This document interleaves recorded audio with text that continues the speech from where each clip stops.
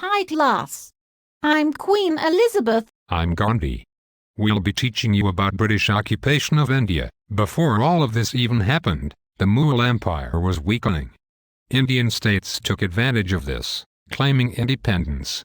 Ruling over these states were Nawabs, or Muslim princes. European companies also took advantage of this, sending young company men to persuade Indian rulers to allow the establishment of lucrative trading posts on the coast of India. The rulers didn't like this, though.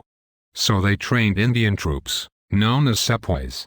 Sepoys held power and divided India. So naturally, Great Britain's East India Company convinced the Nawab of Bengal for a trading post in 1691. A new Nawab came to power in Bengal, and in 1756 imprisoned the company men. This event is known as the Black Hole of Calcutta. But we weren't just gonna sit there. Hex no. So a group of company men from Madras led by Robert Clive went there and smashed that fool. Then the company earned the right to rule Bengal in 1765. There were three major centers of British power in India: Calcutta, Madras, and Bombay. In Bombay, 1818, the British annexed large amounts of land to form the Bombay Presidency. We had so much land and so many people under British rule. With the British Raj, or reign, we hoped to rebuild India on a British model. The British Raj affected India's economy both positively and negatively.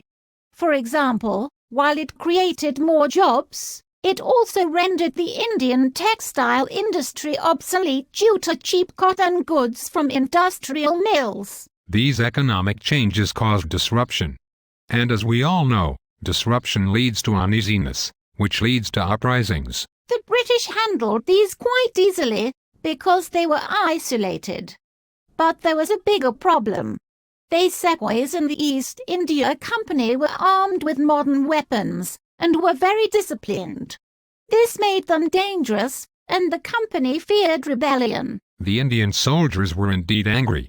They didn't like other ethnic groups joining the army, traveling overseas, or opening ammunition cartridges with their teeth because Hindus believed cows to be sacred and Muslims believed pigs to be dirty. Although we, the British, took measures to reconcile with the sepoys, their discontent grew to full-blown rebellion. We now call this event the Sepoy Rebellion, or Mutiny, or even Revolution of 1857. Then in 1858, Britain erased all Mughal and Company rule from India. Queen Victoria guaranteed all Indians protection by the law, freedom of religion and customs. She also would respect the Indian princes as long as they were loyal to her. British viceroys lived in luxury, with hundreds of servants. Queen Victoria was claimed Empress of India in 1877. For this ceremony and many more to come, the viceroys put under bars. The bars are awesome. The Queen got to ride on elephants in front of thousands of people. There was always great food. The purpose of these pageants was to display Britain's political and economic power in India.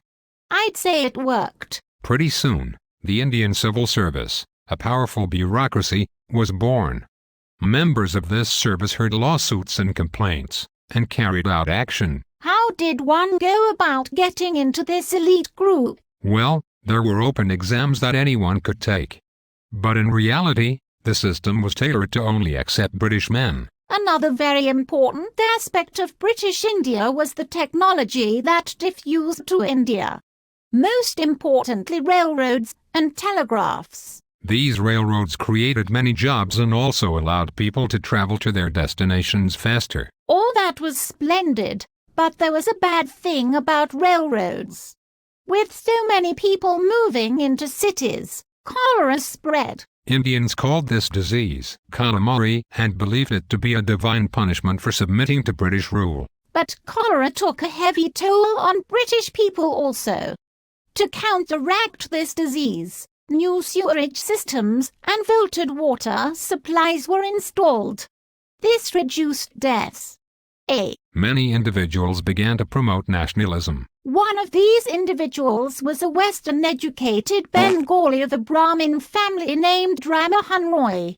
He created the Brahmo Samaj, or Divine Society. These people wanted to reform Hindu customs such as the caste system and child marriage. They wanted to go back to the Upanishads, the founding principles of Hinduism. As a result of the influence of the Divine Society, sati was outlawed in 1829, slavery in 1843, prohibitions against widows remarrying in 1856, and female infanticide in 1870. Many institutions of Western education were established as well. Roy founded a Hindu college in Calcutta in 1816, and other schools followed, such as Bethune College in Calcutta. Universities soon followed, along with over 24,000 elementary and secondary schools. Yet still more Indians were displeased by British rule and prejudice. So they put together the first Indian National Congress, whose goals were to increase the role of Indians in the Indian civil service, and to cut down on military expenditures. But the Congress was composed mostly of upper-caste Western-educated Hindus and Parsis. It could not really achieve anything without the support of the general public. And that's how it went down, my homies. And now India is independent from Britain. Yay! Yes, quite unfortunate actually. No matter. I hope you all enjoyed our little teaching session. Yes, we hope you learned something new, as well. Thank you for watching. Goodbye.